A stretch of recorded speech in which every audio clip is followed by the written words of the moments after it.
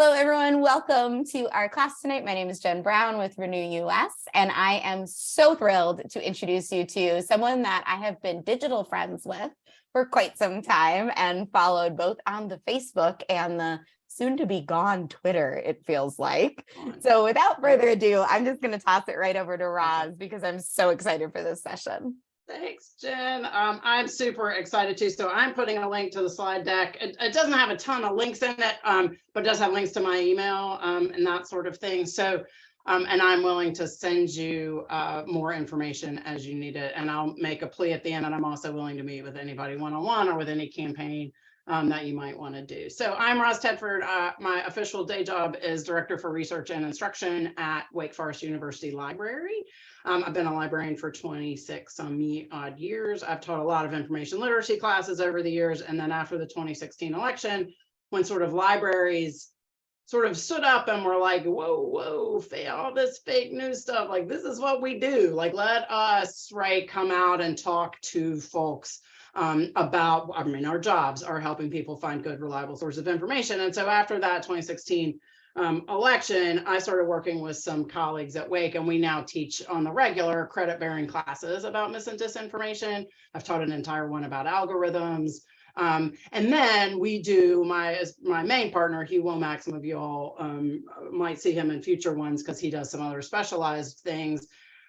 We do a lot of these community-based workshops. So we always sort of say we're trying to build Dumbledore's army out there, right? Like lots of people who are familiar with these concepts who can go on and make other people familiar with these concepts. And as you'll see in my presentation here, we focus a lot on how this is an us problem, right?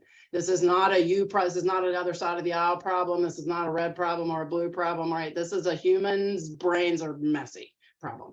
And there's some strategies that that we can do. And so we do a lot of these. Whenever we can get in touch in front of a group of people, we talk about it. My goal, and I'm going to share my screen and we'll go to my little slides here. My goal for today is, first of all, I'm going to have you all put in chat, because I always think this is super interesting, how like what worries you particularly, professionally, personally, whatever, about mis and disinformation. Obviously, you have some thoughts on it because you chose to be here on a Thursday night. And then where you see it playing out online, with your family, with your friends. I know, I get it, Alexis, it's hard. So you could just sort of, as you were thinking, I want these ideas in your head. We're going to have time at the end to sort of talk a little bit more.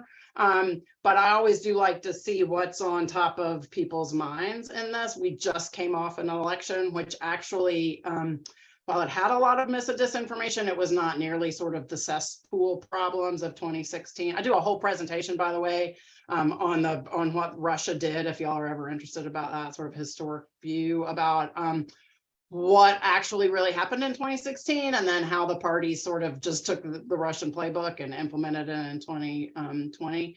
And so I'm happy to come back and talk more at length about that. But I would love to talk to anybody about that. But just as you sort of think, as you go through this, like what are your big worries? I want to make sure at the end that I've touched on things if you want.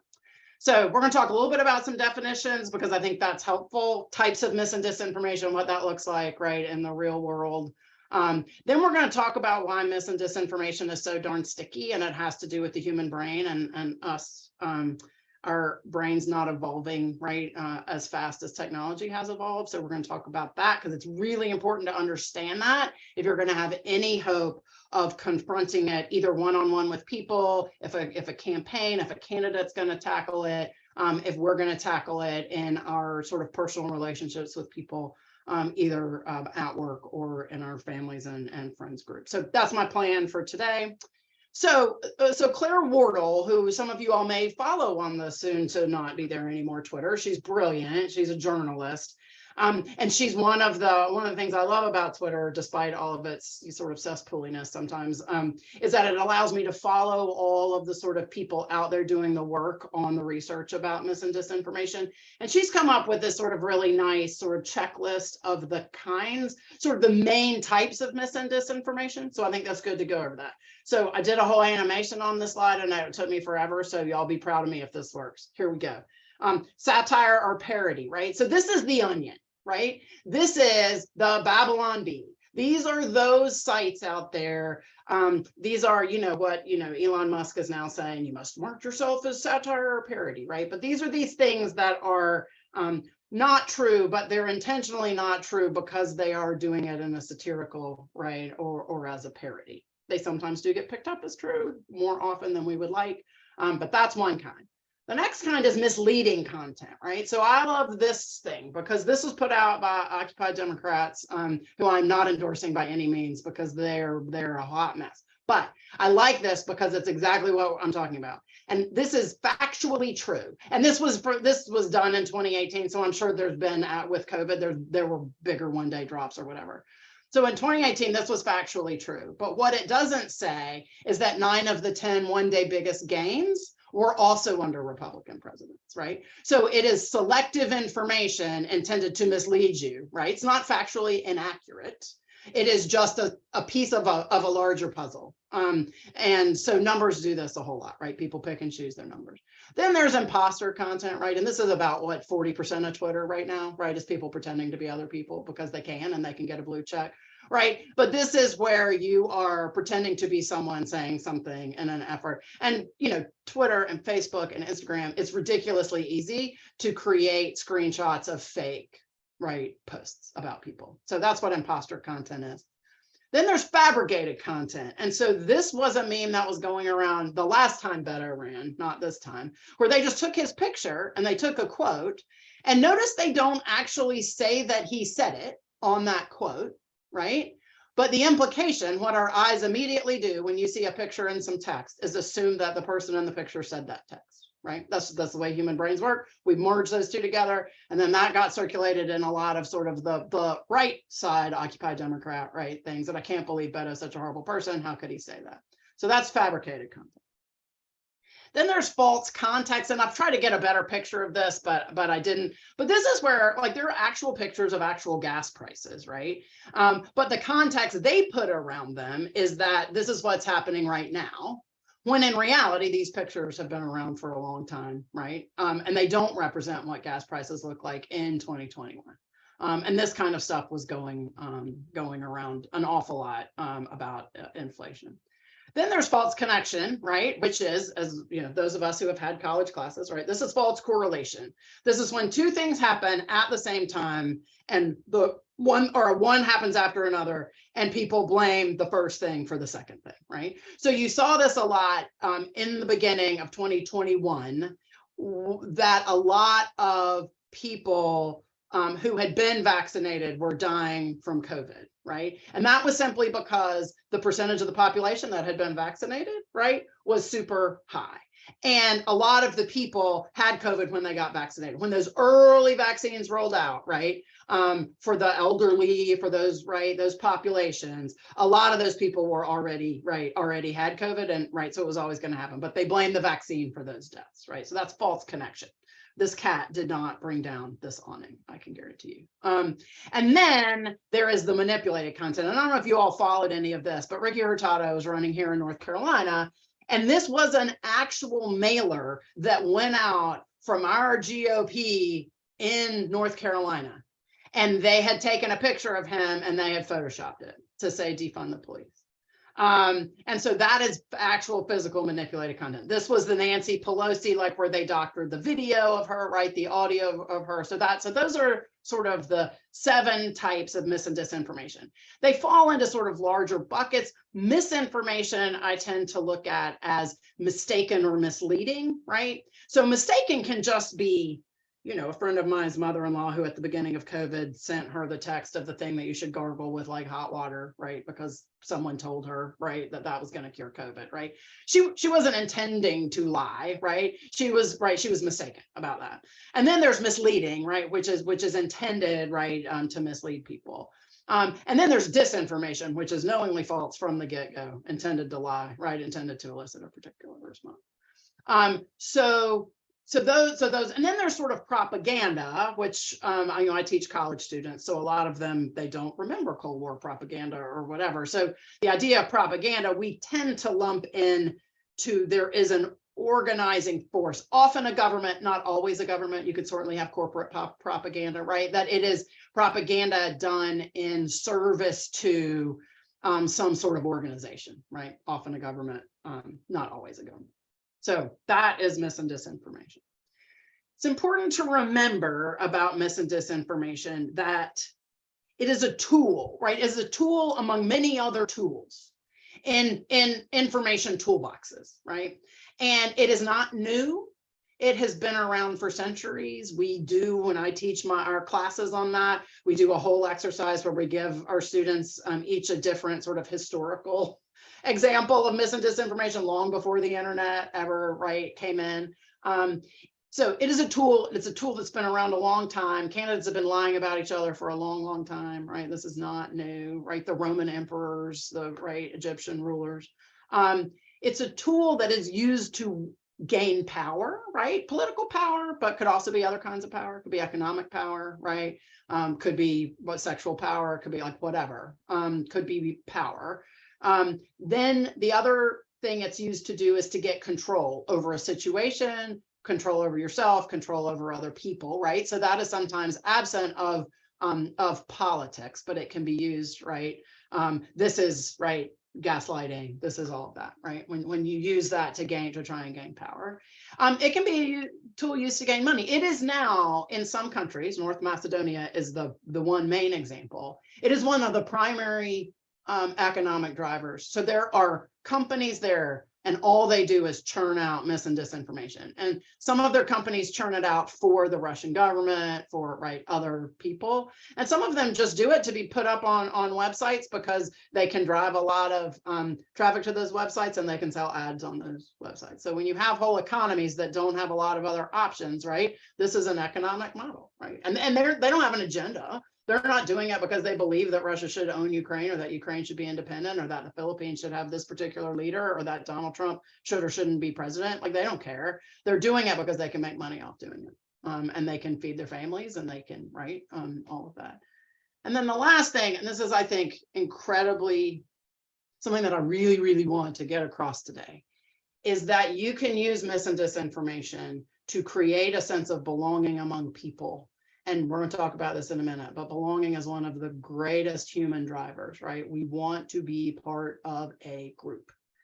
And so mis and disinformation is often used now as a tool, QAnon, right? Cults, conspiracy theories, right? And its main attraction is that it provides people with a sense of belonging.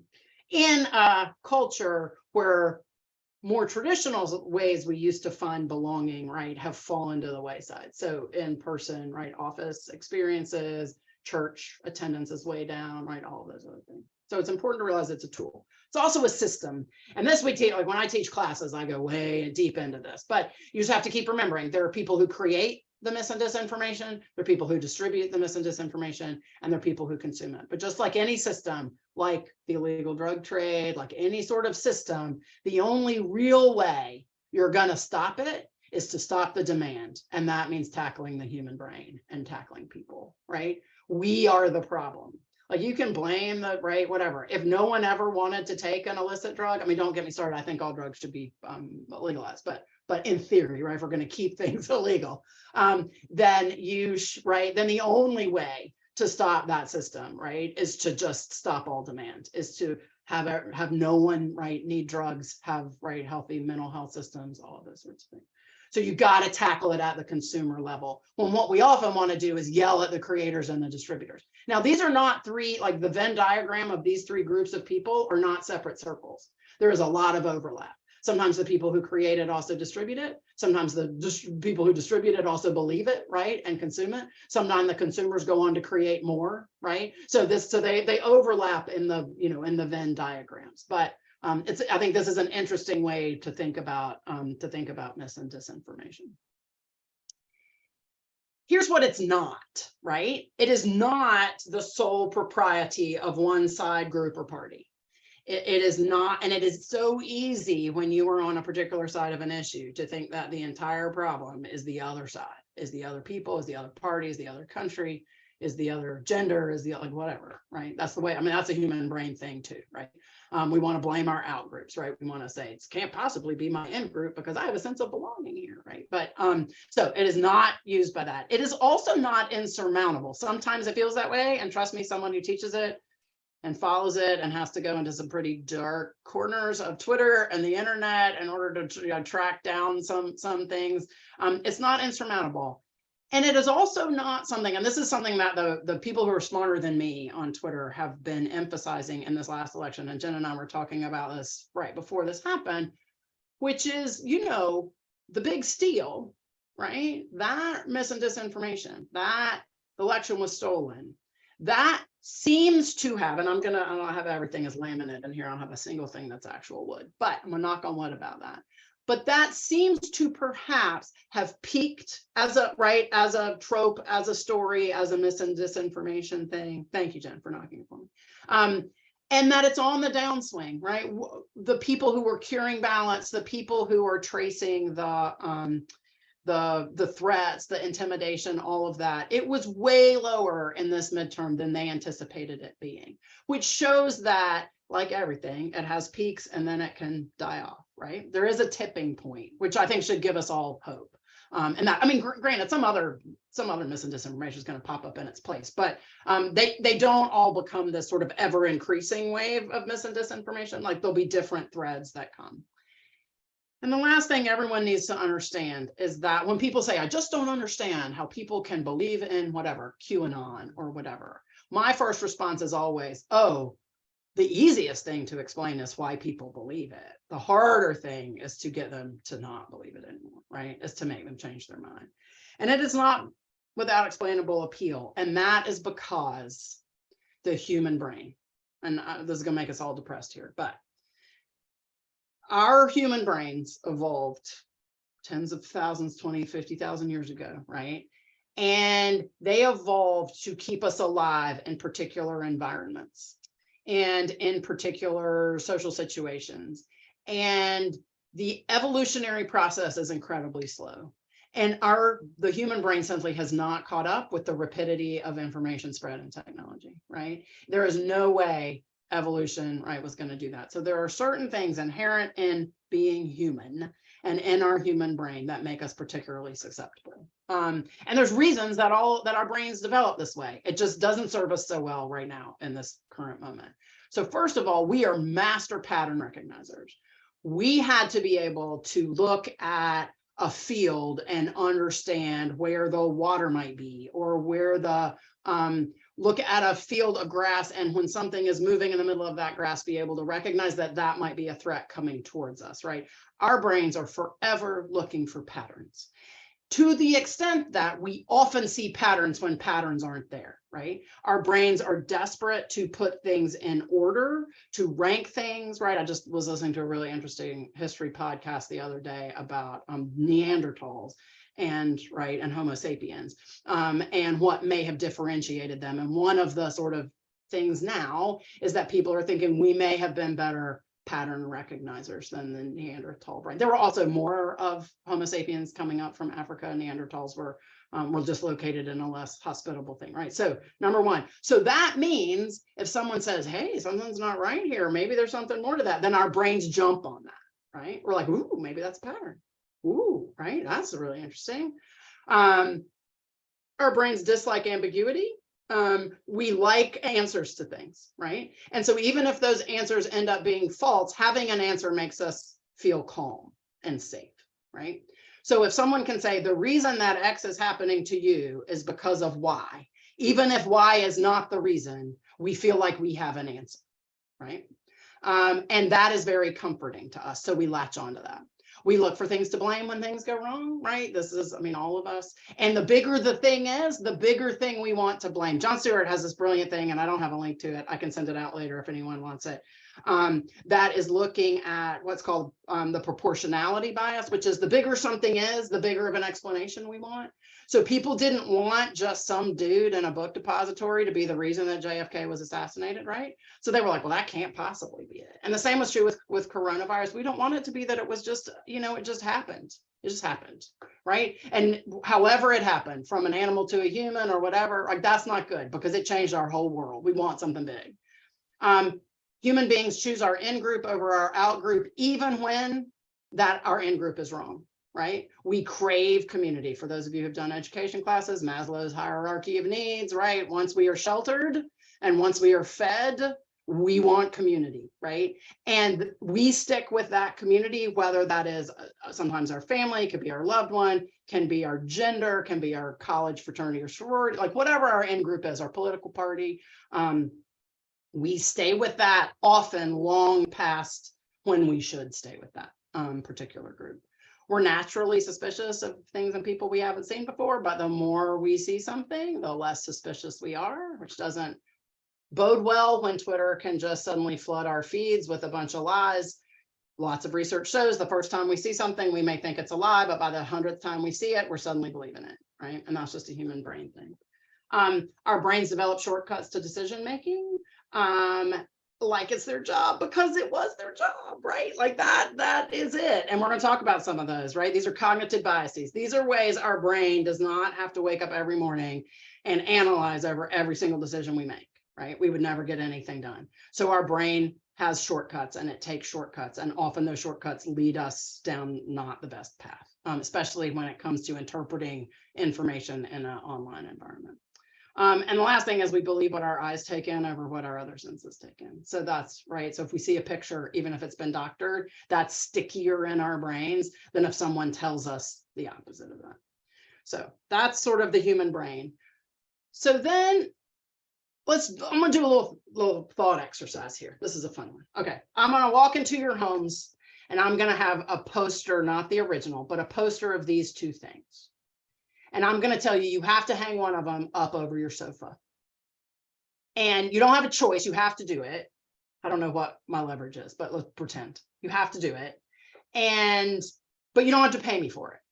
So I'm going to hand you one of these, but you have to hang it over your sofa. So y'all put in the chat, which one are you picking?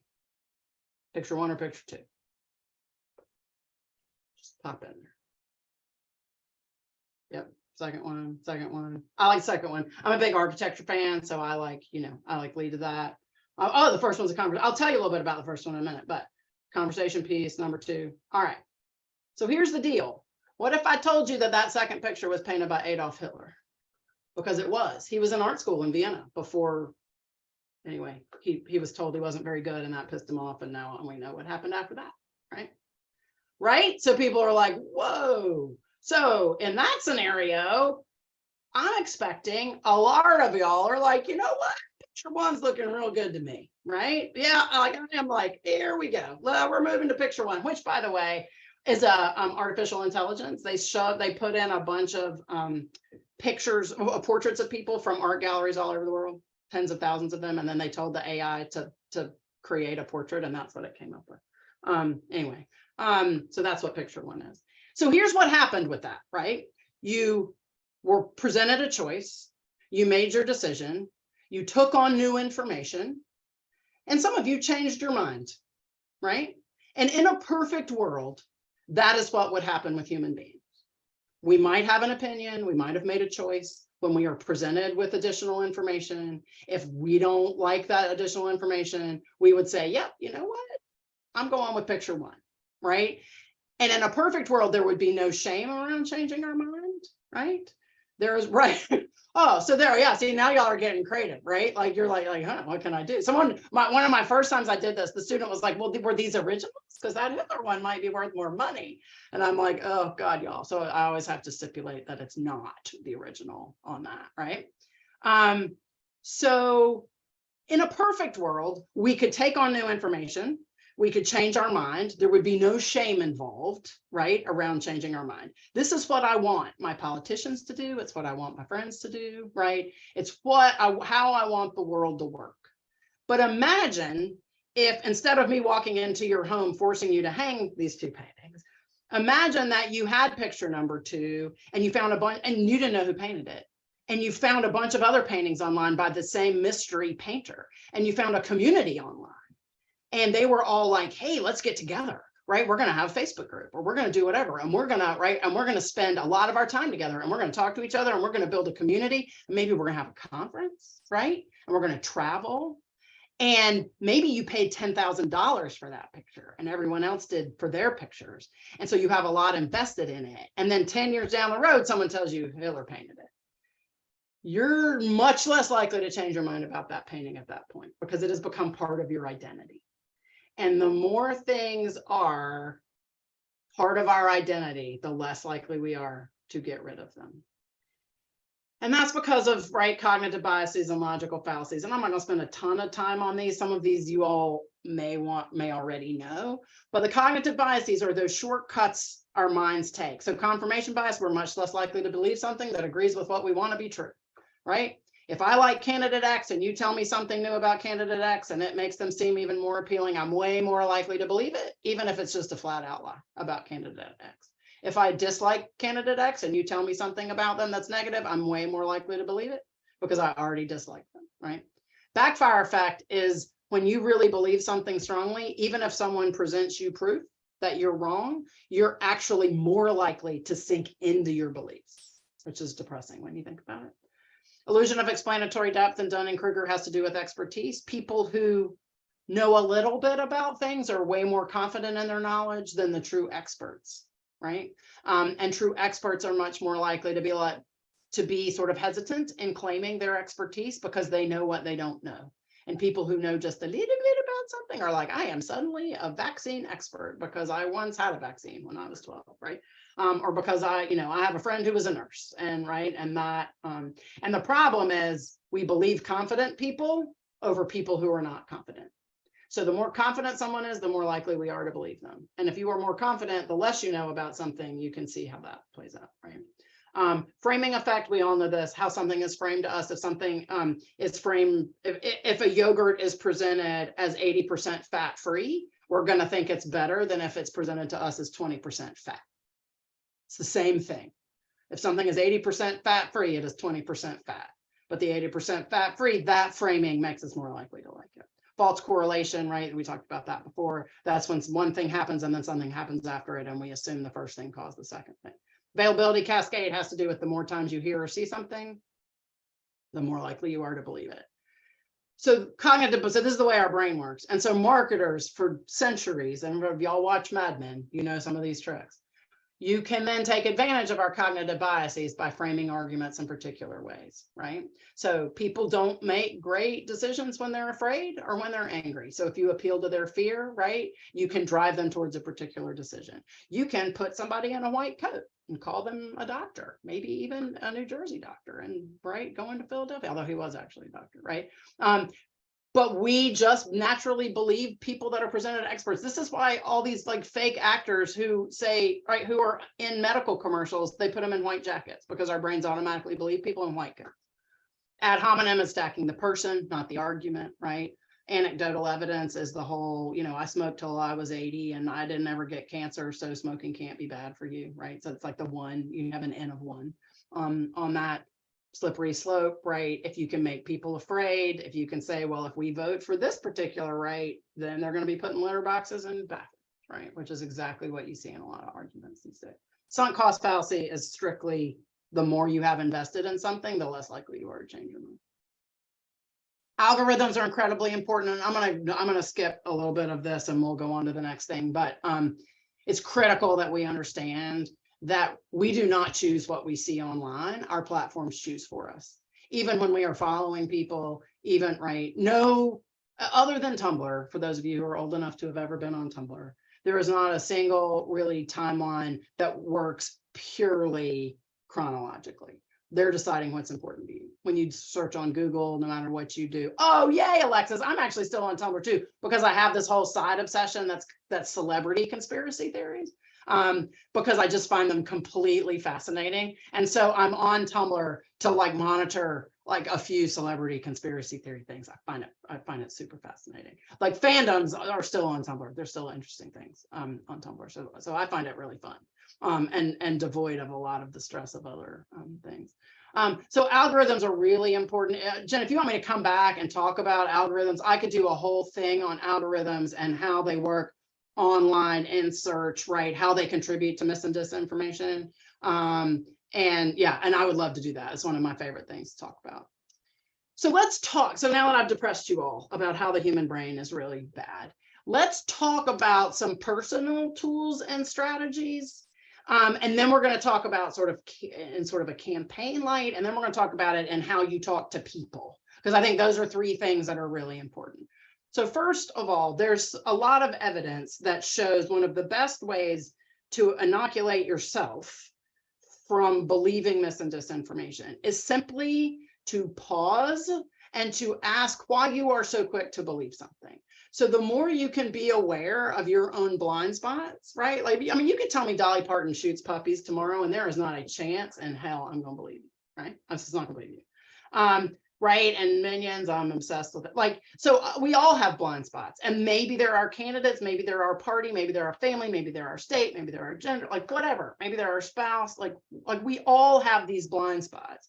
And we all have our own cognitive biases and bias towards particular kinds of information. And the more you recognize that, I mean, I find that just since I've been teaching this for the last 5 or 6 years, okay, Stevie Nicks, Alexis, I'm not going to touch Stevie Nicks, I promise. So one of my really good friends is like, she's like celebrity, like gossip queen. And so I have given her this list of like, here are the people I never want to know anything bad about. Jason Momoa is on that list too. I'm sure he has horrible things, right? Whatever, but I don't want to know. I'm not interested in all of his negative qualities.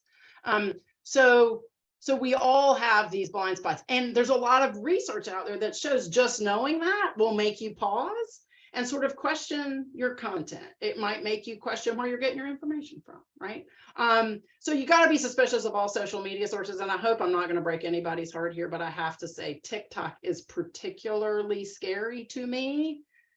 And part of that is because a new study just came out that shows that Gen Z is using it as their Google. In other words, when they have a question, they are starting their search on TikTok. And more than 30% of the things on TikTok have been shown to have misinformation in them. It's a cesspool. It's also owned by China. I mean, there's a lot of other reasons. And if I come back and do an algorithm thing with you, Jen, I'm happy to sort of dig in more to the different platforms. But you got to be super social media, which means the best way to get news is to get it sent directly to you from some curatorial force, right? So every day I get newsletters from the Wall Street Journal and the New York Times and the Winston-Salem Journal and the Economist and Financial Times and the Chronicle of Higher Education. I try and spread out sort of global things, and they all come to my inbox, and I do not read it, and they all are like, here are the 5 stories you need to know about today. And I don't read every single one of them every day, but over the course of the week, I have gotten a curated list of stories from journalists from a variety of political perspectives, and I feel like I can stay fairly well informed.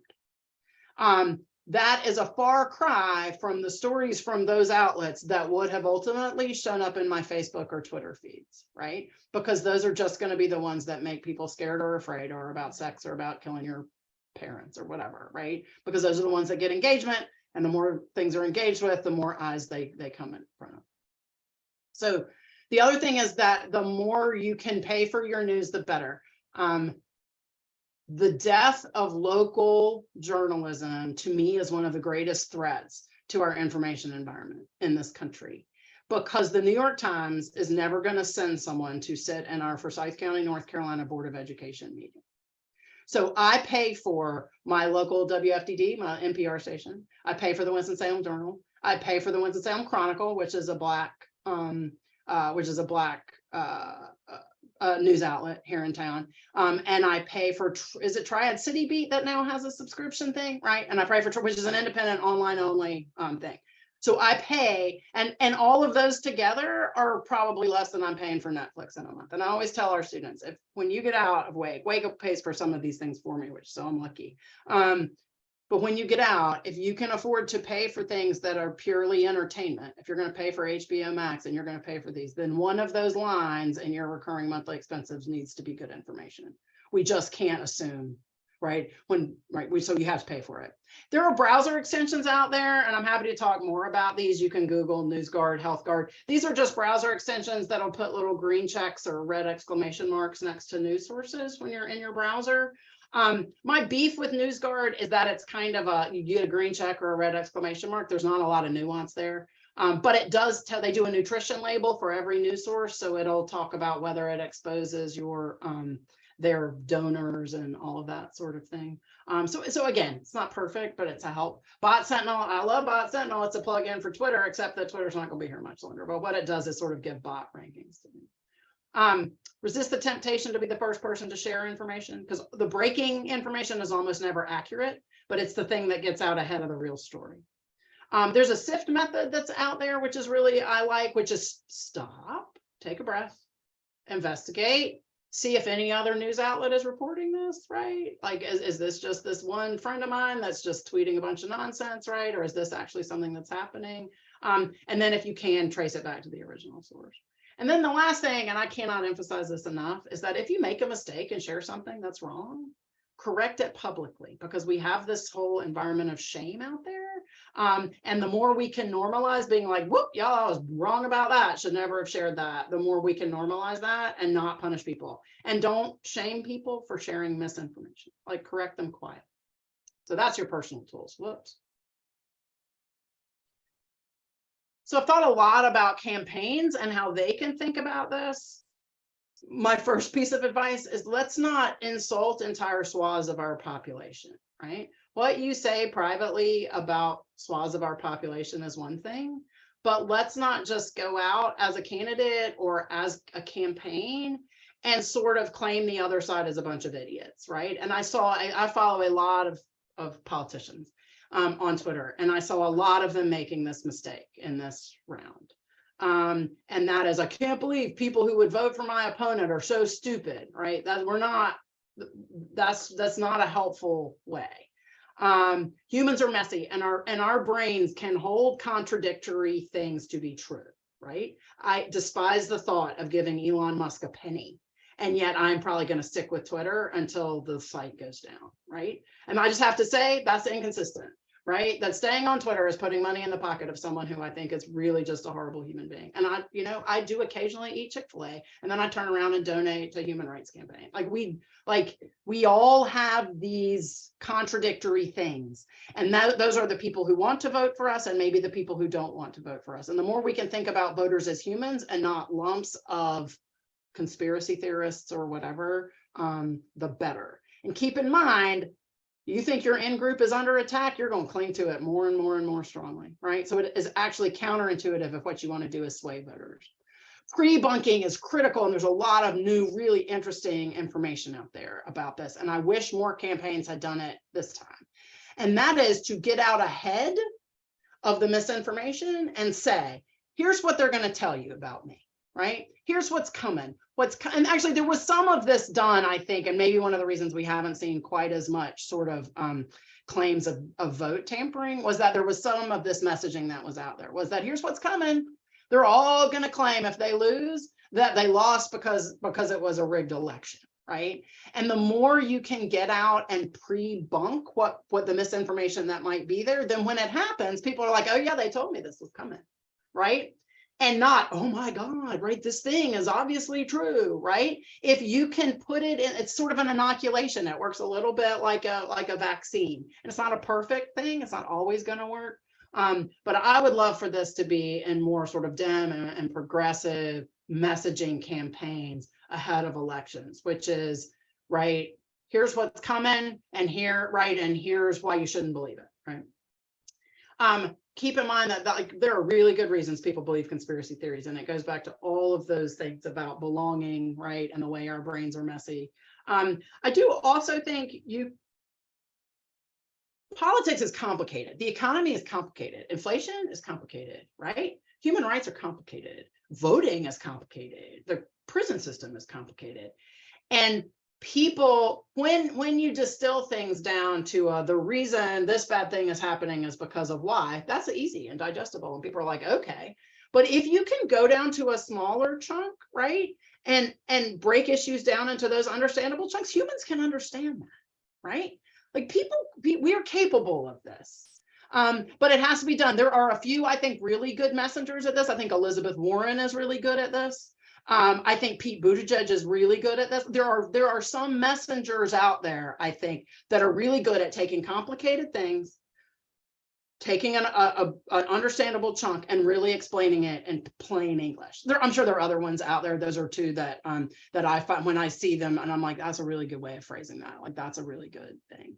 And I do also think, and I wish, I wish Sherry Beasley had done more of this, quite frankly, and our thing is when they are lying about you, take out an ad and say, this is what they're saying, and this is what the actual truth was, right?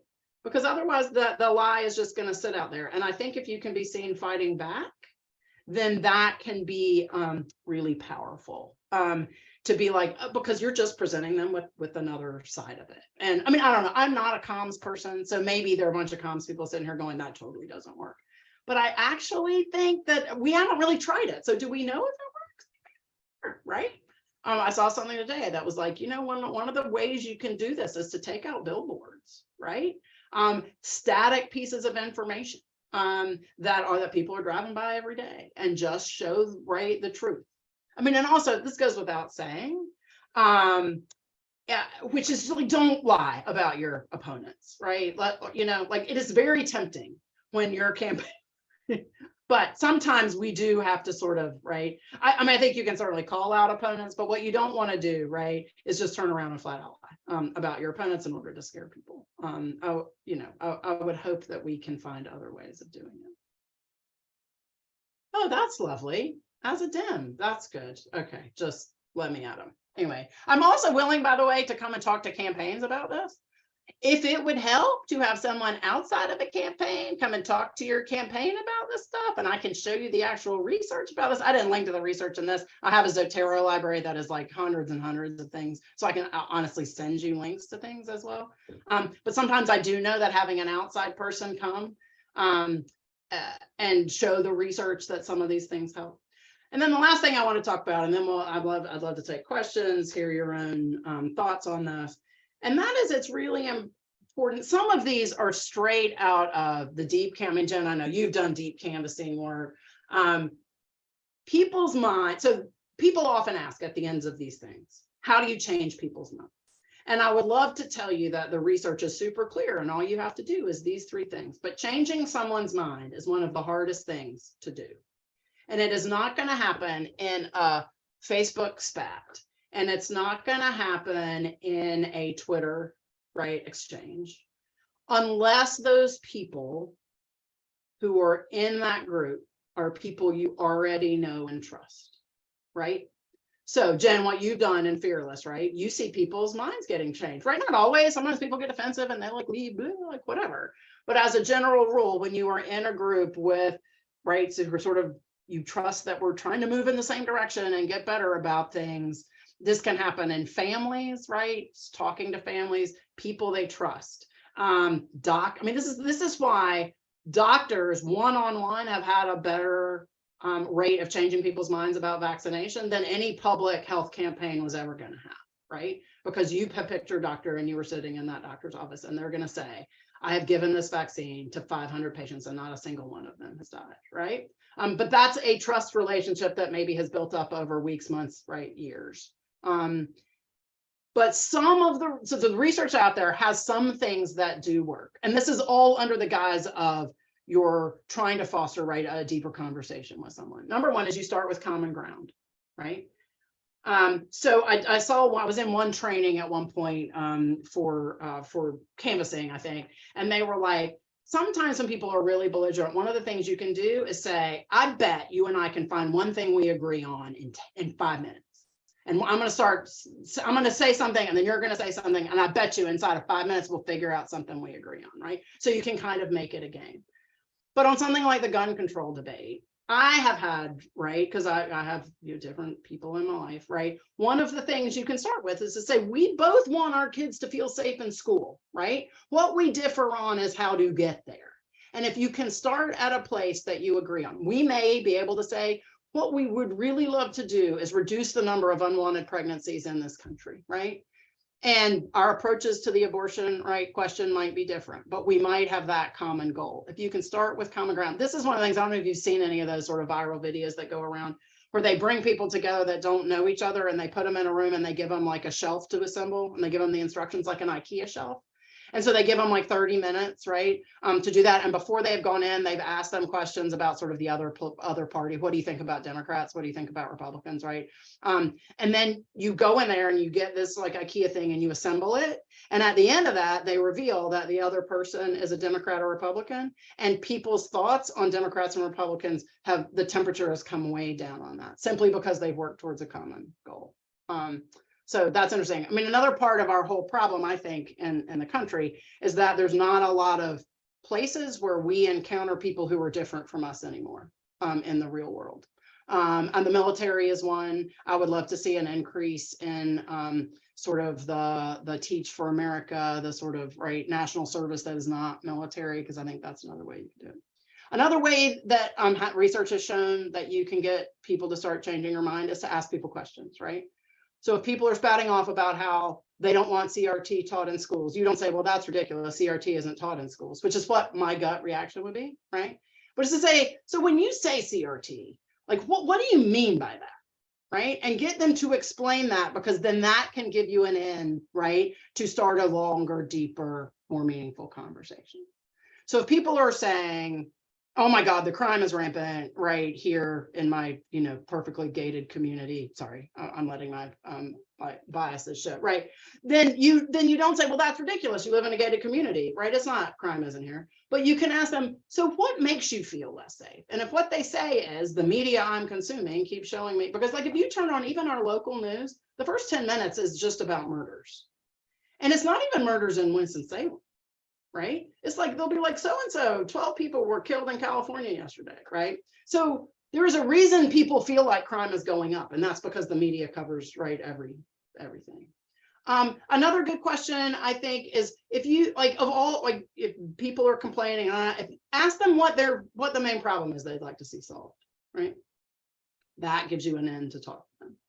The other thing, and this is good, right, whenever you're in conflict things, some of you all have gone to therapy and have probably heard the same thing, which is avoid you statements. Always phrase things as us. The way I see it, or the way I feel about this, or this particular law or policy or candidate makes me feel, right, this. Not, I can't believe you think that, right?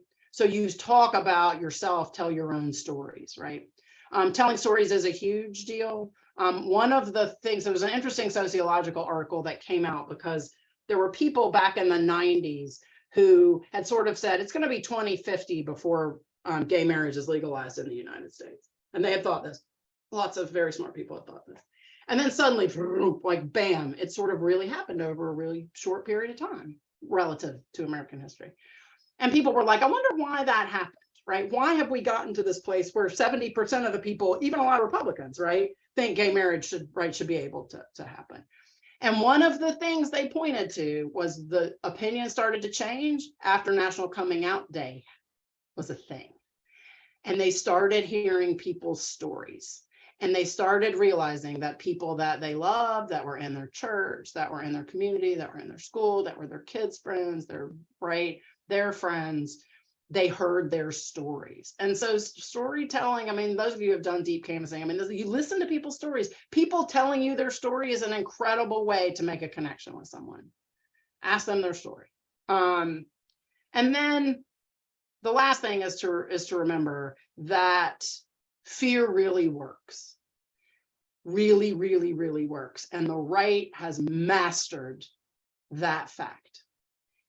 And it is hard to break through fear. And data doesn't really break through fear, right? It is really, really hard to break through fear. And so you have to leave some space and grace for people who are truly, truly afraid. I mean, there are people out there, we may look at it and say, I can't believe they're afraid about X, Y, or Z. But if they are truly afraid about that, the fact that we don't understand why they're afraid doesn't make them any less afraid. Right? And doesn't make their decisions any less rational based on their fear, right? If people really think When the GOP has convinced people that their entire, well, not people, white people, that their entire way of life is under threat, right? That they are coming for your children, that they are coming for your right, for your wives, that they are coming for your religion, that they're coming for your guns, right? And while we all may intellectually know that none of that is true, it doesn't mean that that fear is any less real to those people, right? So what has to happen is we have to figure out a way, and I do not have an answer to this, right? To bring that fear down. And yelling all the statistics about how red states are, right, have more crime than blue states, that's not going to make people feel less afraid in the short term. And I don't know what the answer to that is, but I think we have to really remember that people are truly afraid, and fear makes us make really bad decisions. There are some professional fact checking sites out there. Some of you all know about these. These are linked to those out there, so they're a good thing just to know about if you ever want to go out there and fact check. All right, so now I'm going to shut up, and I think we have about 10 minutes, maybe 5 minutes. Oh, I've gone too long. But yeah, that lizard brain, Jen. Yep. So I will stop sharing. And if people have questions, comments, other like things they'd like me to come. Yeah, so I think that fear of democracy. I was just watching something the other day that was talking about how one takeaway that the Democrats may take from this campaign is that fear worked, but they're going to think it was the fear of democracy rhetoric when really it was women's fear of their rights being taken away, which is a more rational fear because their rights are actually being taken away. So yeah, there was fear, I think, driving this election. I personally cannot have space in my life for the fear of democracy and fear for your rights being taken away, right?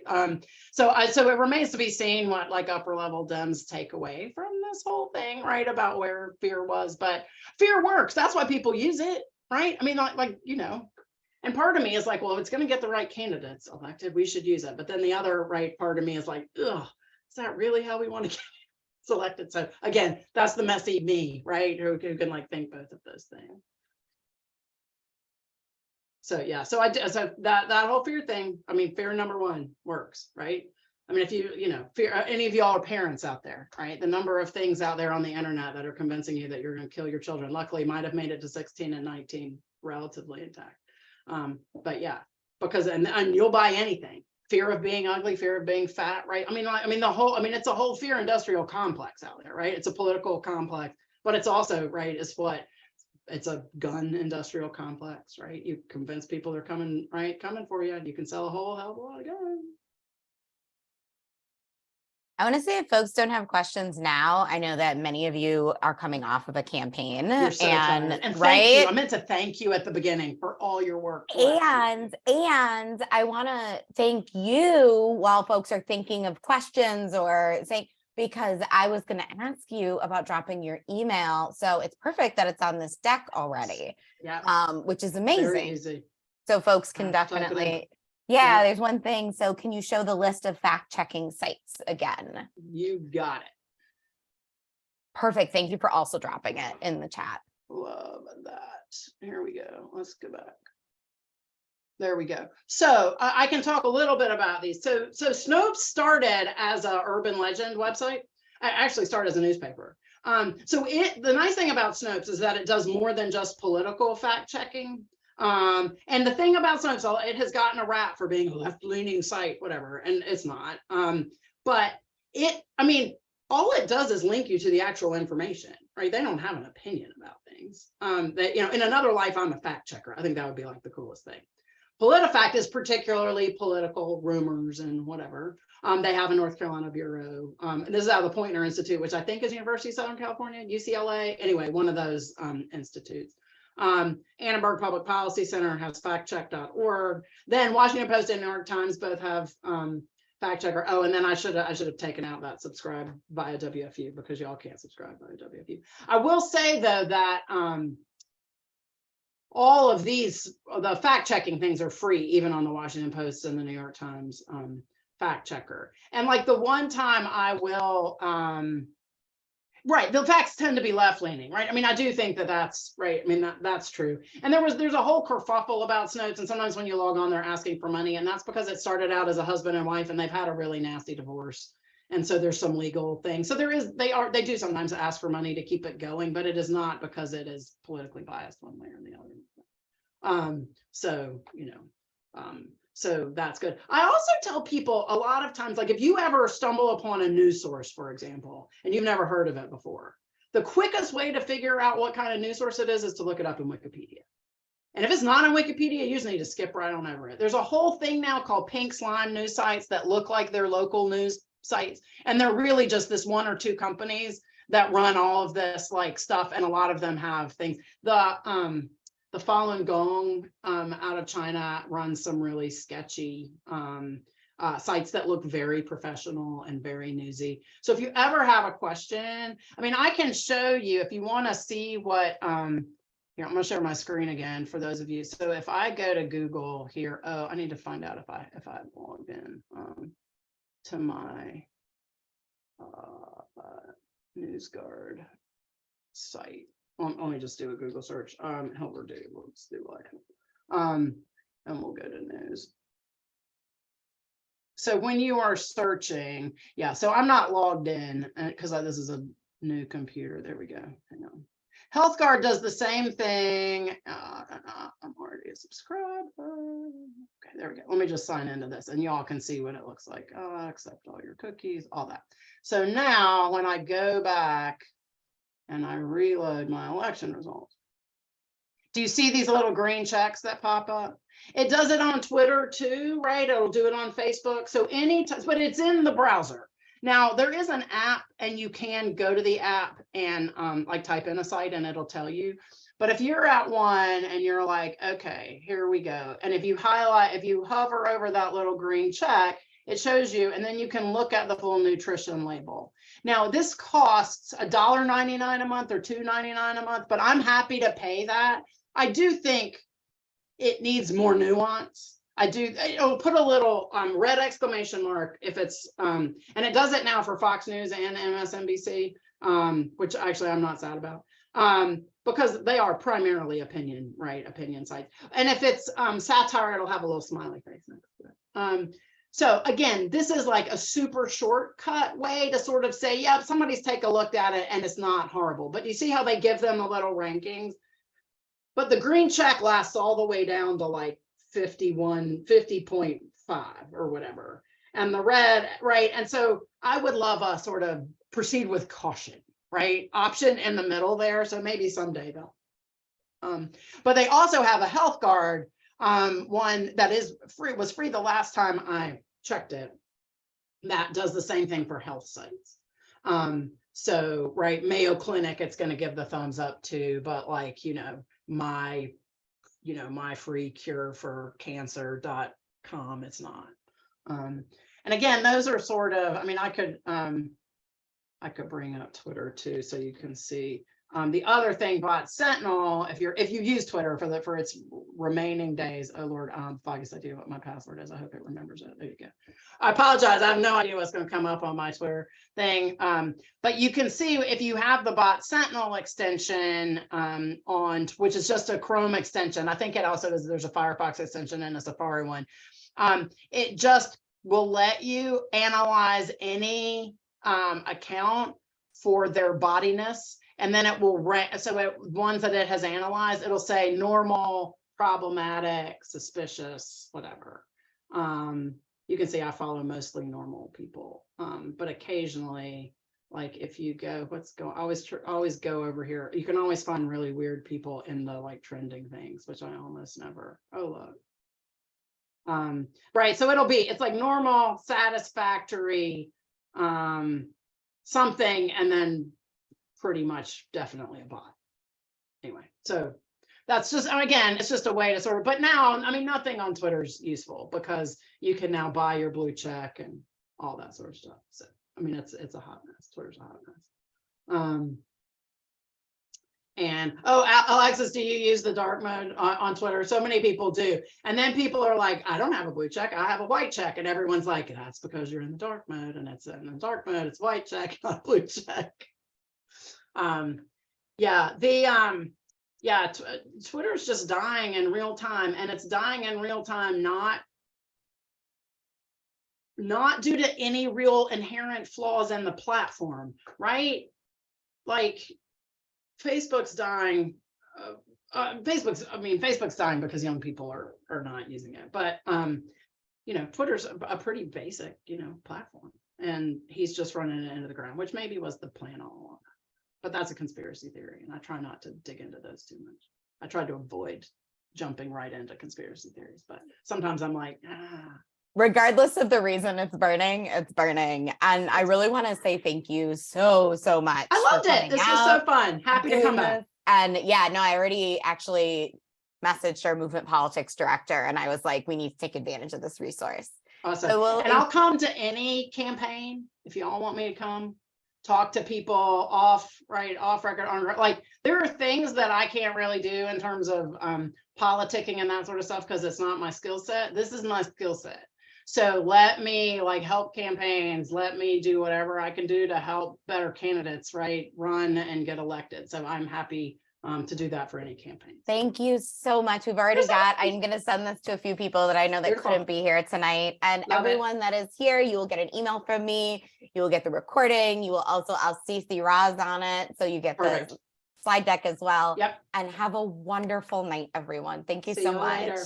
Bye. Bye.